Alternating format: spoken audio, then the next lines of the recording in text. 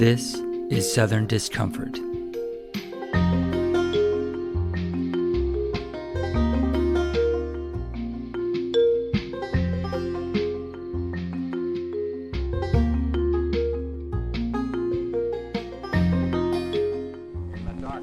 Desert morning. On July 16, 1945, the atomic age is born. A scientific thunderbolt gives a preview of its destructive force.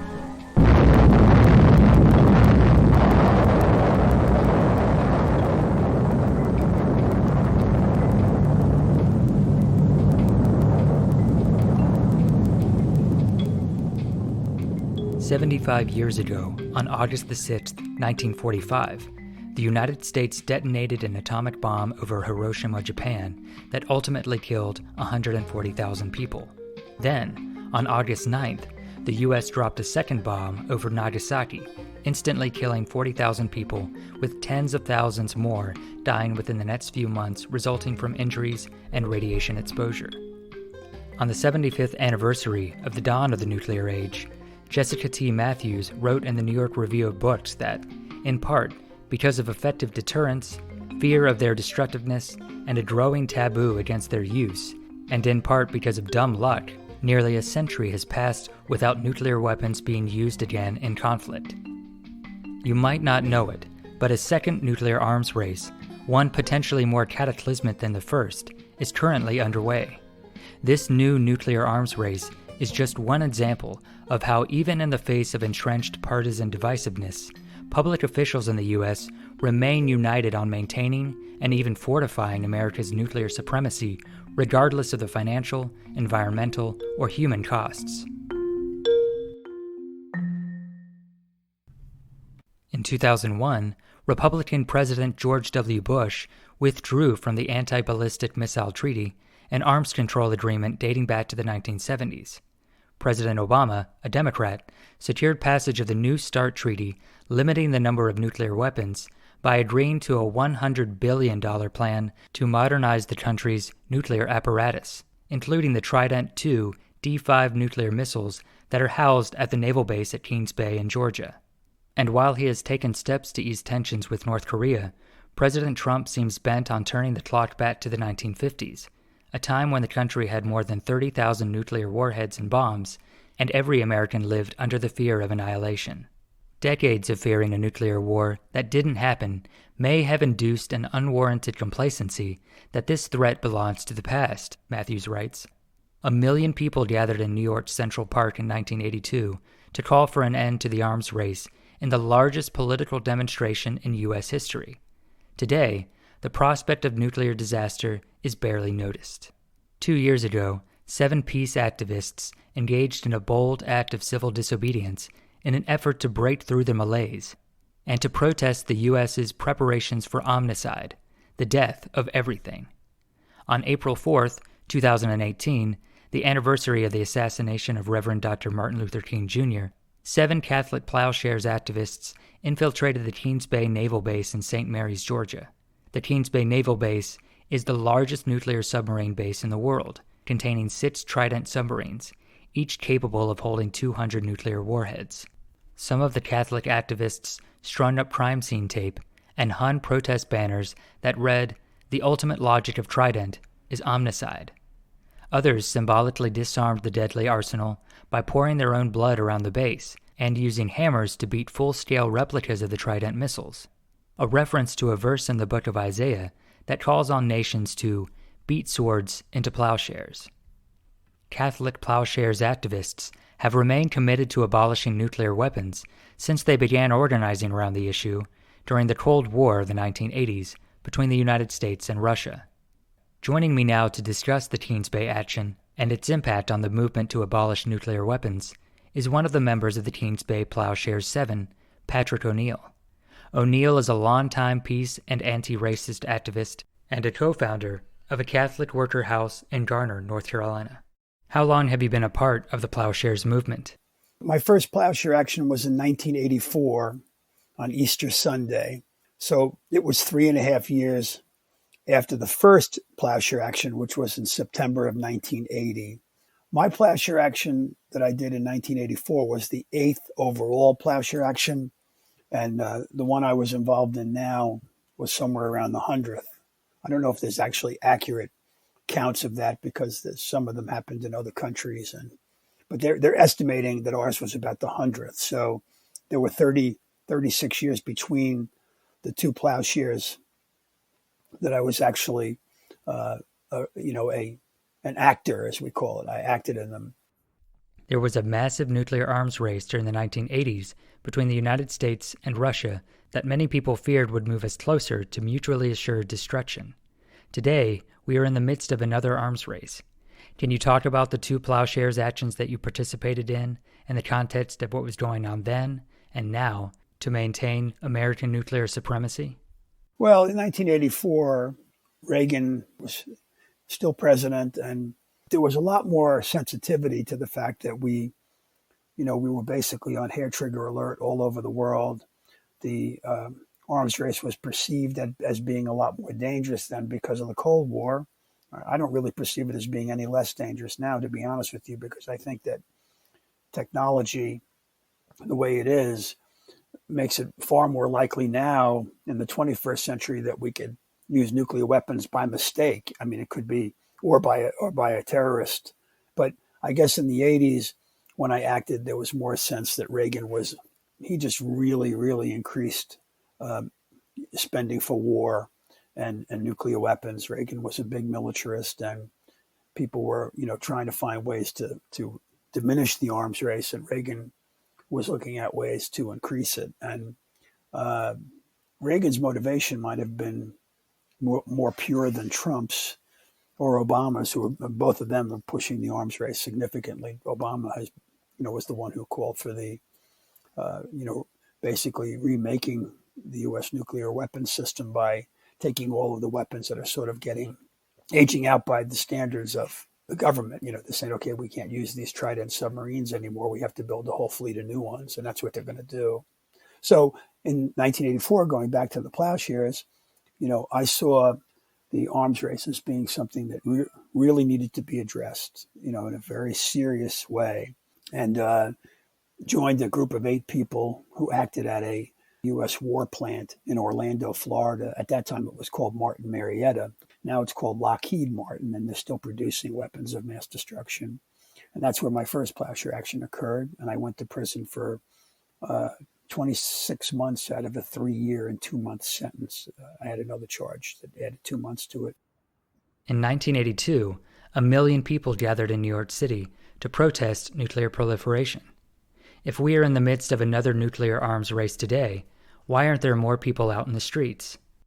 I think what's happened now in 75 years of U.S. nuclearism and global nuclearism, but 75 years since the incineration of Hiroshima and Nagasaki, being part of a global nuclear empire, which the United States basically leads the whole show, has become normal to people.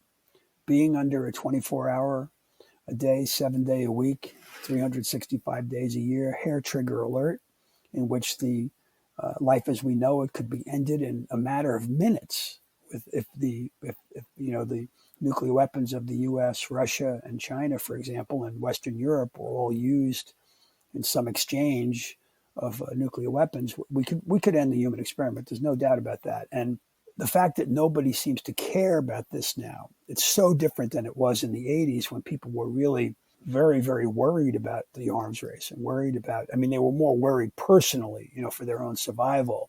But now people have just become comfortable living in the nuclear age. A very good example of this, Jonathan, is the fact that our action, 7, Catholic pacifists go down to this Navy base. We cut a lock, we go in, we hammer on some idols, some statues of nuclear weapons is what we did. And, and we're facing severe consequences. Father Steve Kelly, a Jesuit priest, and you probably know that Pope Francis is a Jesuit. They're in the same religious order. He's been sitting in this jail in South Georgia he's in his 29th month or 30th month now. And this guy's a theologian. He's a brilliant Jesuit priest. There has not been any media coverage of the fact that he's there. And Steve's crime, literally, his crime is going through a fence where the lock was cut off the fence and cutting two more fences to go inside a restricted area. So basically, for using a bolt cutters three times, Steve has been in jail for almost 2.5 years. So the government is quite serious about the consequences for us. We have to be deterred. I personally I'm in my 28th month of being on house arrest or curfew because I represent a danger to the community. So here's the 7 of us, Christian pacifists, Roman Catholic pacifists, and we're being characterized as being a threat to the safety of the community. And the court completely ignores the fact that, the Trident submarines are floating around in the harbor of St. Mary's, Georgia, in Kings Bay, and they get a free pass. The Plowshares movement was started by the late priests and peace activists Daniel and Philip Berrigan. Philip's wife, Liz McAllister, who is a venerated peace activist in her own right, is another member of the Kings Bay 7. The Catholic faith has underpinned most of the Plowshares' actions going back to the very beginning. Can you talk about the process of prayer and fellowship that the 7 of you engaged in throughout the lead-up to the Kings Bay action? We were gathering over the course of probably 2 years in preparation to do this action. And there are 2 components to plowshare actions that generally apply. They don't always apply because there are people who do plowshare actions that are, not people necessarily motivated by their religious faith. There are 2 components, and Phil Berrigan, as the founder of the Plowshares movement, used to always say, you need to do criminal preparation and you need to do prayer. He said, but then you reach a point where your prayerful preparation just becomes the only preparation, that you leave the rest to the Holy Spirit. Phil would always say, with regard to actually gaining access to the weapons, he would always say, the Holy Spirit will open doors for you. And literally, that's true. Almost all of these plowshare actions have happened without any interdiction at all. I mean, unarmed pacifists keep gaining access to weapons of mass destruction, to the computer equipment of weapons of mass destruction, even to Navstar satellites. Plowshare action got to where these 2 guys used a hatchet to put holes in 2 $1 million Navstar satellites back in the 80s.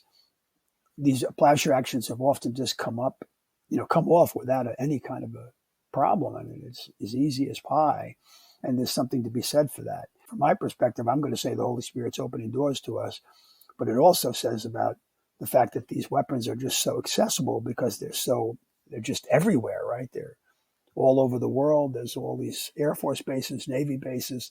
Naval Station Kings Bay is, I don't know if it's 15,000 acres. It's a huge, huge facility that's completely accessible from the waterfront all along the bay. Anybody could get in a kayak or a boat or whatever and get to these weapons, right? I mean, the Trident submarines come in that way. And then there's a fence line. And we found places where there wasn't even a fence line, where you could just walk in. So, it's not safe. None of it's safe. I mean, but how can you even associate the word safe with weapons of mass destruction anyway, right? I mean, I find that sort of absurd on its face. Talk about why you chose the Kings Bay Trident submarine base to stage your action. What is its significance historically, and how does it factor into the frightening new global arms race that we are all confronting today? Kings Bay was selected by us ultimately after our prayerful consideration. And what we did is we basically met together in retreats. And our retreats generally lasted about three to 4 days. And we met in mostly in Pennsylvania, because all of my defendants are from the Northeast. Liz was from Baltimore, but she had ended up living in New York for a lot of that time. So I was the only one from the South. So I had to always do the most traveling. I spent a lot of time driving back and forth to Pennsylvania. We went to Vermont one time, up to Martha's place, Martha Hennessy. And we had retreats in New York City. We just had gatherings in different places over the course of time. And also, we were always talking about, where should we go? Where should we have a plowshare action? Where will it have a good impact? Where is what's going on, particularly egregious? And ultimately, we came down to Kings Bay because the northwest Trident base, there's two. There's one in southeast Georgia and one in northwest Washington in Kitsap. So there was lots and lots of action, including plowshare actions at the one in the northwest, but there had never been any significant resistance to Kings Bay's plowshare operation, which was the same really as Kitsap.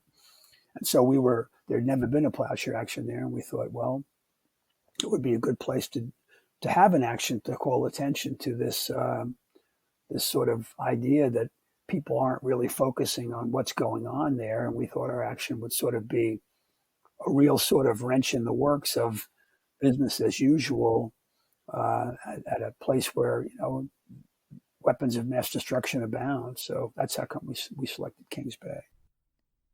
Describe the events that took place at Kings Bay on the evening of April 4th, 2018. We were keeping an eye on the activities going on at Naval Station Kings Bay because we were really hoping a Trident submarine would come into port and that we could gain access to it and put some dents in it with our hammers, symbolic. If you go to New York City and you're on First Avenue, right in 44th Street or so where the United Nations is, there's actually a wall on the west side of First Avenue. It's a 1 block long granite wall. It's called the Isaiah Wall. And inscribed in gigantic letters, it reads, "And they shall beat their swords into plowshares, their spears into pruning hooks. One nation shall not lift sword against another, nor shall they train for war any more."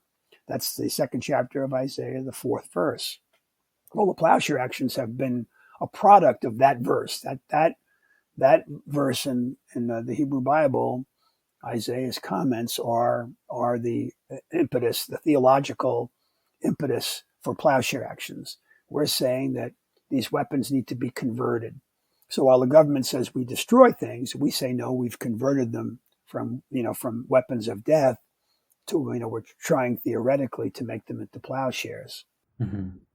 So that's the basis for it, Isaiah 2:4. And so when there was no Trident submarine coming into port, we realized there was just going to be no way to actually put some dents in a Trident.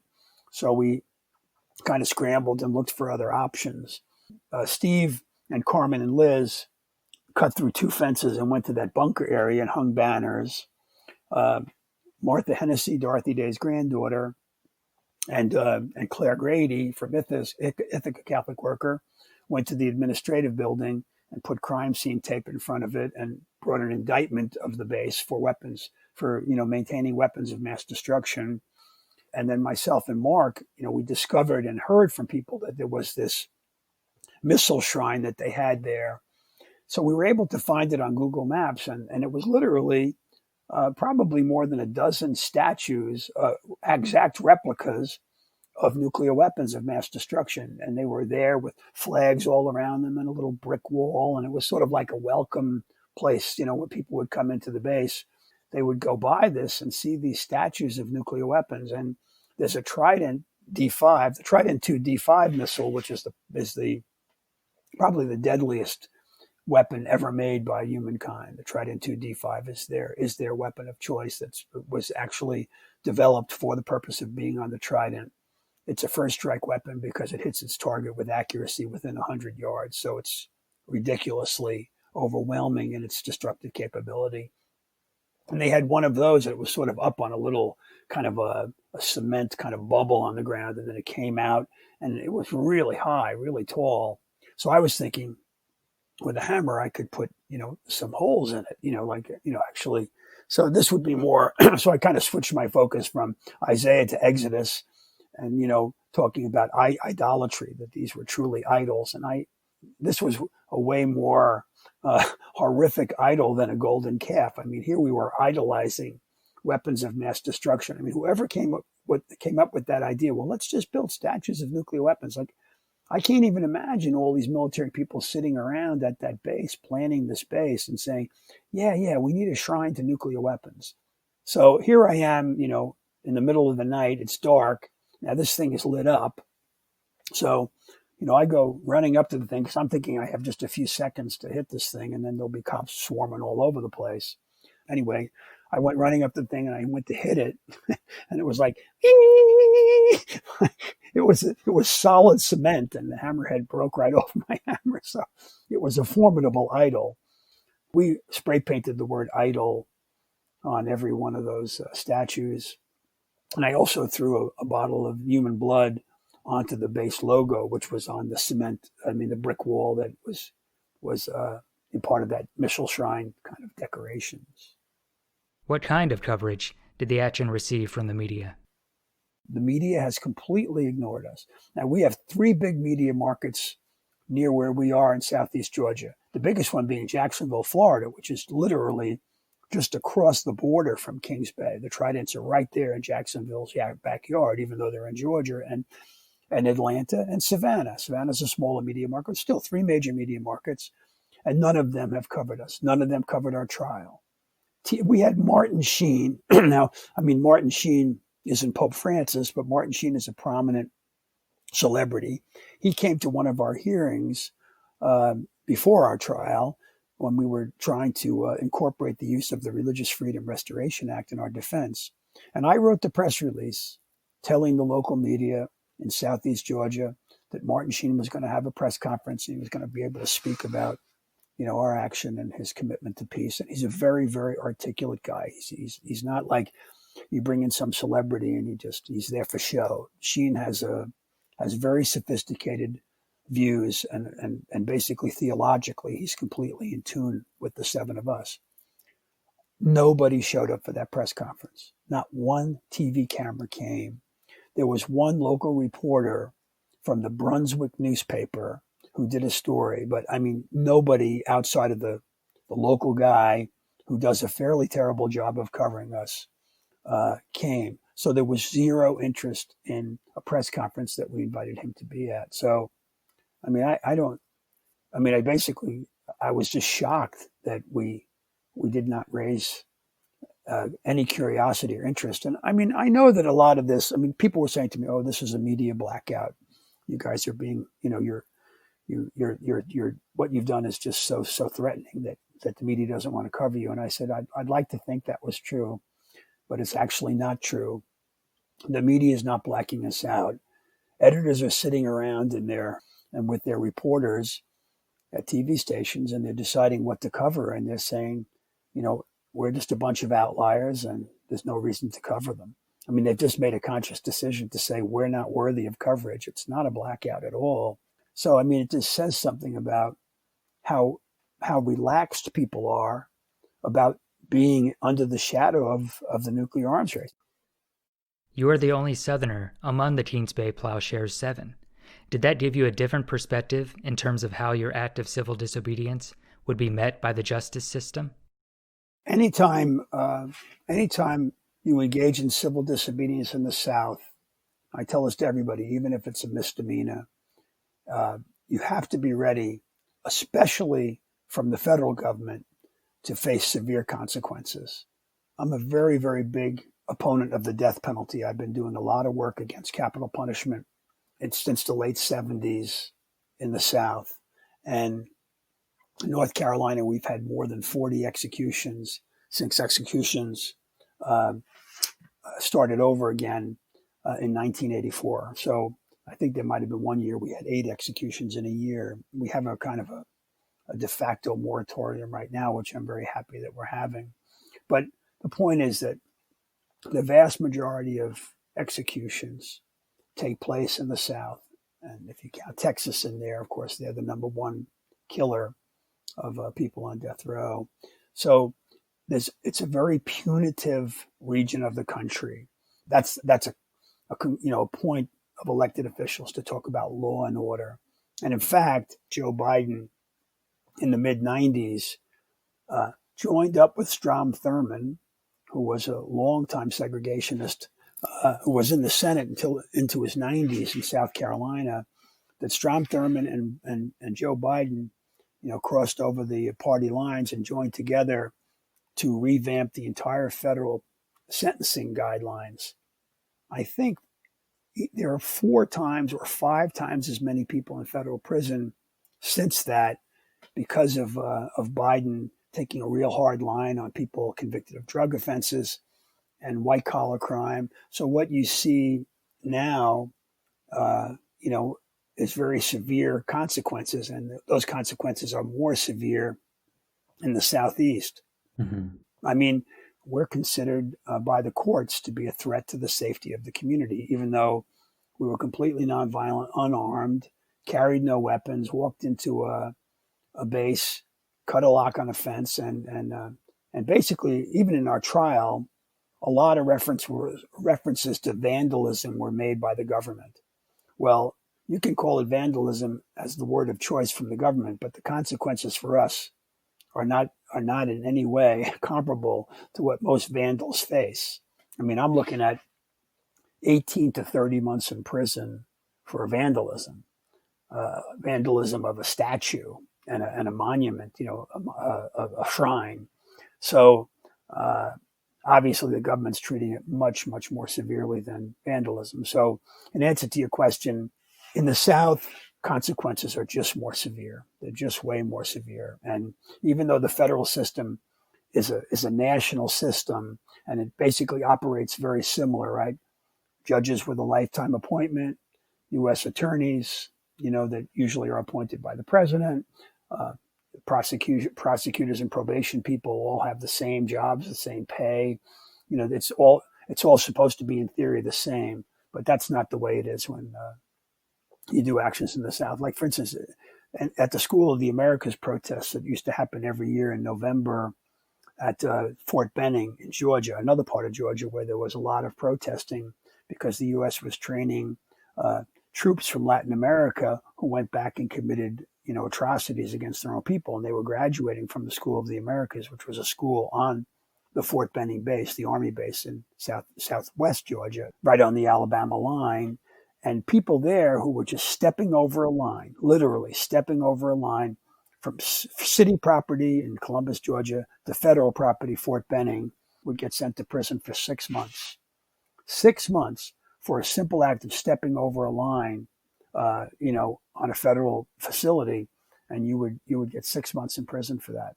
I've now spent more than a year of my life counting 24-hour days. More than a year of my life of 24-hour days under house arrest or curfew now, without even having been sentenced yet. So I've already done a year of confinement, more than a year of confinement to my own house. So that's the kind of, like for the last 2 years, I've been dealing with a probation officer. I had to wear an ankle monitor for 18 months. And I'm dealing with this probation officer who's younger than me. And he's basically, been treating me like a teenager for 2 years. It's kind of bizarre, but it comes with the territory, calling me up on the phone and making sure I'm not violating my curfew and threatening me and so on and so forth. Like when I was under house arrest, I would only be allowed to leave my house on Sunday to go to mass and come right back home. So I was confined to my house for 22 hours a day. And when I asked the probation officer if I could stay for the coffee hour after mass at my church, he said, no, you can only go to the service. That's how strict they were. I mean, it's just, unbelievably harsh. And so being in the South, you got to be ready for not a slap on the wrist, but a slap in the face. Liz McAllister received a sentence of time served with 3 years supervised release. The remaining 6 Kings Bay Plowshares activists are still waiting to be sentenced, which could be as late as mid-October. How harsh of a sentence are you expecting to receive, and how do you think it might be impacted by the coronavirus pandemic? Our action and most of what was happening with our action, including our trial, all occurred prior to the pandemic. So the pandemic is something that's sort of been happening while we've been awaiting sentencing and while our sentencing has been delayed now 4 or 5 times because of the pandemic. And it's been delayed at our request. We've been filing motions to delay it because several of my co-defendants don't want to travel back to Brunswick, Georgia in the midst of the pandemic. COVID now is something that is having an impact on the world as we await sentencing. And it will be interesting to see. And I really don't think that our judge and our U.S. attorney and our probation people are going to be very compassionate because of COVID.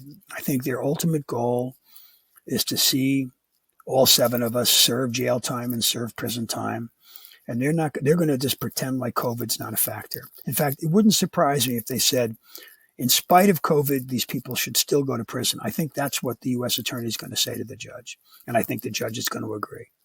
The judge so far has not given us relief in any aspect of our case. She has not agreed to one of our motions of relief, where we've sought some relief, like we've asked to get off the not the ankle monitors, but off the house arrest and curfew.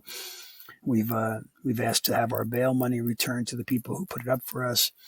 We've asked for the use of the Religious Freedom Restoration Act. So we've received no relief, none whatsoever. And even though the guidelines in my case, the federal guidelines for my sentencing called for 18 to 24 months, the probation office recommended that I serve 30 months. So they wanted me to serve 6 months more than the maximum of my guidelines. So they've been extremely punitive toward us. And I suspect that that's going to be the case. I expect to go to prison and COVID not to be of any concern to them. And unfortunately, the prison that's nearest to my home, that would be the easiest place for my wife and my 8 children to visit me, is in just north of Durham. And I live just south of Raleigh. So it's less than an hour away. It's a federal prison in Butner, North Carolina, where Bernie Madoff is. And the Butner prison has already had, I think they've gone over 30 COVID-related deaths. In fact, they have the highest number of deaths in the entire federal prison system. So obviously, I don't want to be sent there under these circumstances, which means I'll be a lot farther from home than I would be had I been there, less than an hour trip.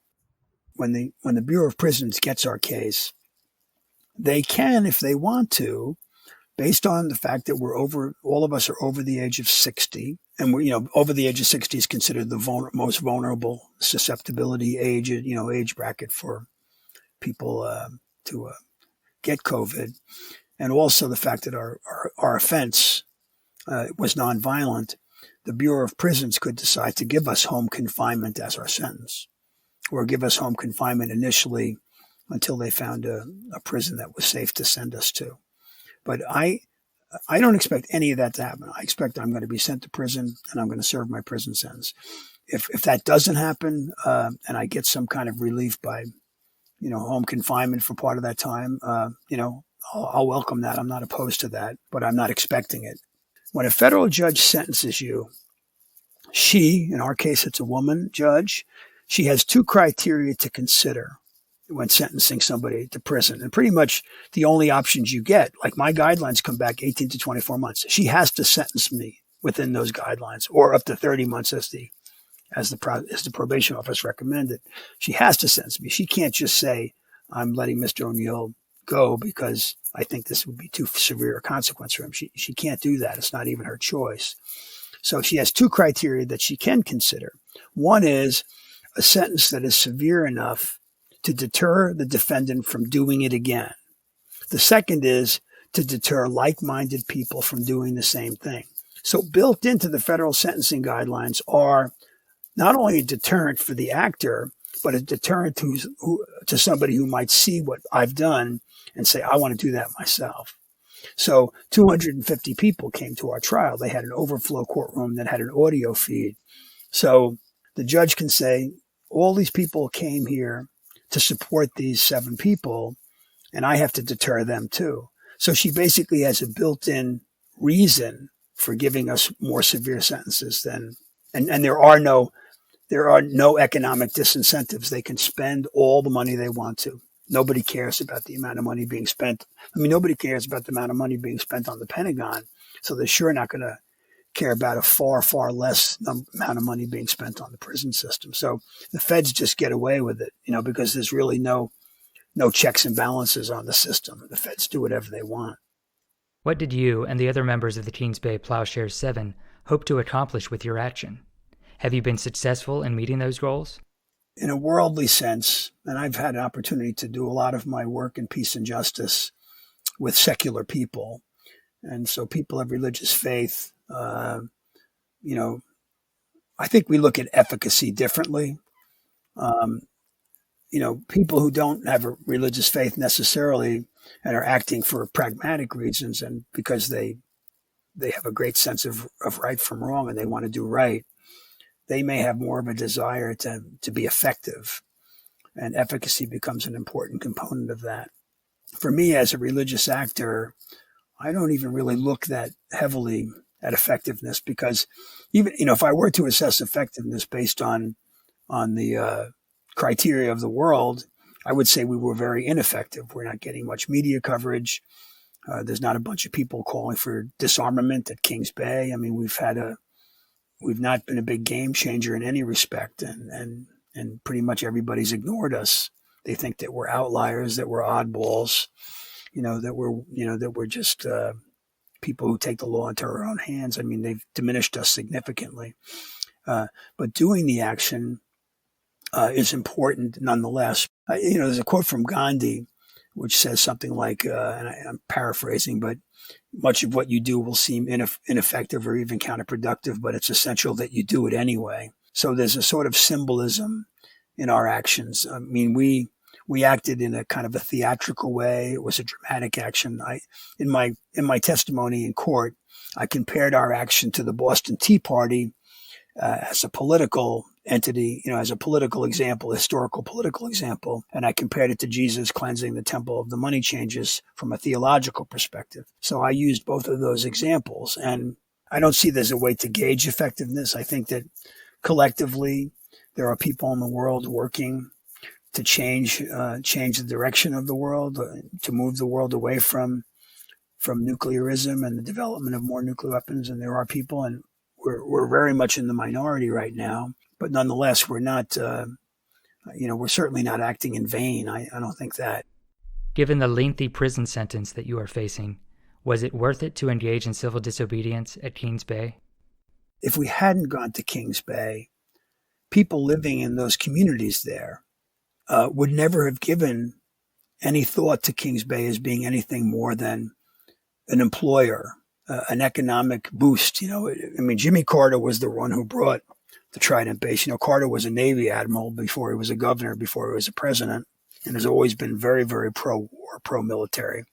Well, he was the one who was able to secure Kings Bay for the Trident submarine base. So, it completely changed everything about that part of Southeast Georgia and made it a huge, component of the military-industrial complex and brought in probably thousands of jobs just in the construction and all that, but also the workers who were there. It's just all these people committed to nuclear weapons and nuclear war are just now there living and being. So I think what we did is we went there and we were messengers, right? We had a message to bring, and our message was theatrical, and it was a way to sort of wake people up. And I think it's probably had an impact in that regard. So, again, I can't really gauge efficacy because it's just too hard to gauge it. And we're trying to gauge efficacy, we're not having a bunch of politicians running for office saying, I support the Kings Bay Plowshares. It's not that kind of change. But I think people now have to sort of think about things in a different light. Because when they think about Kings Bay, sometimes the thought's going to come to mind, what about those 7 people who went to prison for saying that this was all a sin? What about that? There's never been a time before, I think, in the entire history of the United States where the mainstream media is now taking the kind of position it's taking on systemic racism and police behavior, police brutality in particular. Just an incredible transformation of how people are looking at the behavior of the police, holding up Confederate history in a favorable light. They're saying no. The monuments are coming down. People are taking to the streets saying Black Lives Matter. This is all now getting mainstream coverage, and it's getting coverage in such ways that if businesses don't support Black Lives Matter, there's economic consequences now. This is dramatic social change that I haven't seen anything like since the Vietnam War. So my hope, of course, is that this movement eventually comes to look at places like Kings Bay and say, yep, that's a major component of racism. That's a major component of why people are poor, why we don't have good health care, because the military-industrial complex is stealing all these resources away from people's needs. I think there's big social change going on, and I'm hoping that by our making some connections to the triplets that Martin Luther King spoke of, and militarism being one of them, and King, of course, had his famous quote, it's nonviolence or non-existence. The problem is no longer between violence and nonviolence. It is either nonviolence or non-existence. I mean, King said that almost 60 years ago, and we're still talking about the same things now.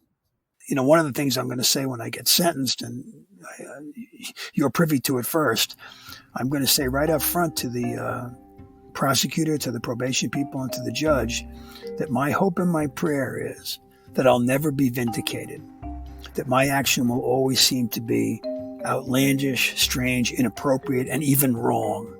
Because if I'm vindicated, the calamity that's going to face us as a human family is going to be unprecedented and horrific. So I hope you're all right.